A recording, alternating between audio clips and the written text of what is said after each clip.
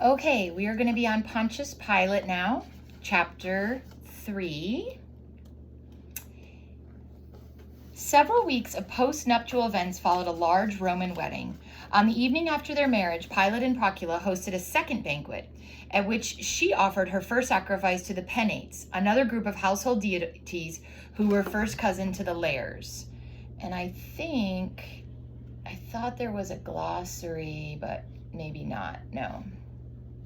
I thought there was a glossary in the back, but I guess there's not. Procula still had some faith in these guardian gods, unlike her husband, who merely smiled indulgently whenever she discussed religion or superstition, as he styled it. Yet Pilate would have been reluctant to alter the traditional rituals and ceremonials. That would have been an affront to history, a violation of custom, even patriotism. Additional dinner parties, given by various friends, consumed the rest of June. The adjustment to wedded life was particularly happy for Procula, since before her marriage she, like any Roman girl, had been closely guarded by her parents and only rarely appeared in public. Marriage was her literal emancipation. As matrona, she became a near equal of men, completely in charge of the house and free to come and go at will. Nowhere in the ancient world did women have so high a status as in Rome. Wrapped in her wifely garb, the ample and convoluted stola, Procula was now treated with deference throughout the city, be it a dusty street or a public theater, and no one, not even officers of the law, dared to lay a hand on her. Since Procula had inherited her grandfather's canny business sense, Pilate cheerfully surrendered to her the management of their household affairs. He also discussed matters of state with her, particularly those now affecting his future career.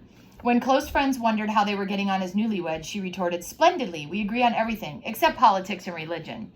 That regularly drew a chuckle, since the battle of the sexes in Rome was usually joined at these two arenas. Surprised at the joy of married life, Pilate chided his bride, "Why didn't you liberate me sooner from those barracks at the Castra Praetoria?" But one undercurrent of concern was troubling him. Despite Sejanus' assurances that all was well with his overseas appointment, Pilate had not yet received word of a formal commission from Tiberius. Until he did, nothing could be regarded as settled or final. A further complication was the absence of the princeps. For months, he had kept announcing his plans to take a long trip away from bothersome Rome, but had then canceled them so frequently that people began calling him Kallipides, the famed Greek clown whose big act was to imitate the motions of running without moving an inch. But now Tiberius startled Rome by actually leaving town. His stated purpose was to go down to Campania to dedicate as a temple the house in which Augustus had died, but astrologers were predicting he would never return to Rome. Pilate did not need the stars to intuit what had happened. He knew that Sejanus had succeeded in his gentle campaign to lure Tiberius away from the city, perhaps to the Isle of Capri.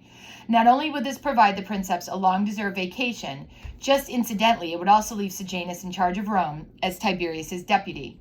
However, Sejanus' success in arranging the emperor's vacation apparently spelled Pilate's failure, since provincial offices were usually changed about the 1st of July, and unless his formal appointment came soon, he might have to linger in Rome another year. Could Sejanus have forgotten to remind the princeps? It would all be a profound political embarrassment, also a social one for Procula, who had been busy shopping for items from a list provided by the wife of Annius Rufus. Pilate could not contact Sejanus since he had accompanied Tiberius to Campania, and the precise whereabouts were unknown at the moment. But in the second week of July, a Praetorian messenger from the imperial party delivered a tablet sealed with Sejanus' unmistakable stamp. Pilate sliced through it with his dagger and read the following. Sejanus to Pontius Pilate, greeting. I wish I could report that the princess has confirmed you as Prefectus Ludiae, but he insists he must first have a further interview with you. I had hoped that the time I presented you to him on the Palatine would have sufficed, but you recall how preoccupied he was that day with the Thracian insurrection. After dedicating a temple to the divine Augustus at Nola, we plan to go to Capri.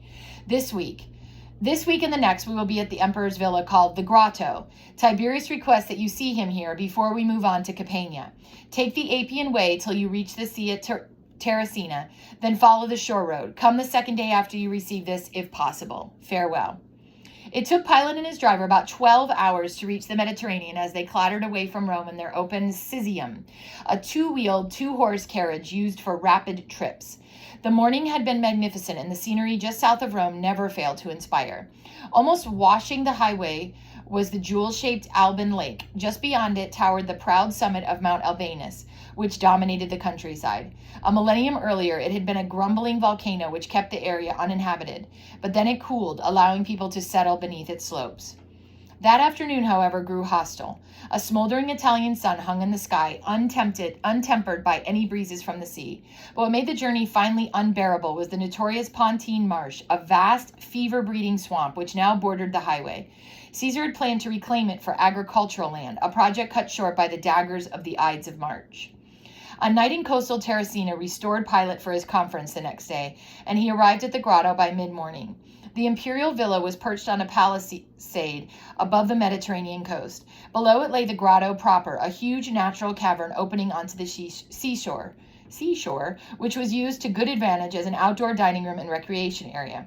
The coastline south of Terracina was perforated with large caves, and it was in the most spectacular of these that Tiberius had fashioned his grotto. Praetorian comrades at the entrance of the rambling villa smiled and saluted as Pilate climbed down from his carriage and brushed the dust off his tunic. Sejanus appeared in the vestibule. "A timely arrival, Pilate," he said. "We've been discussing the eastern provinces. Refresh yourself and then join us in the peristyle over there." Entering the room a bit self-consciously a short time later, Pilate found Tiberius sitting among the friends who had accompanied him on the journey to Campania. They served also as his advisors, a kind of unofficial imperial cabinet.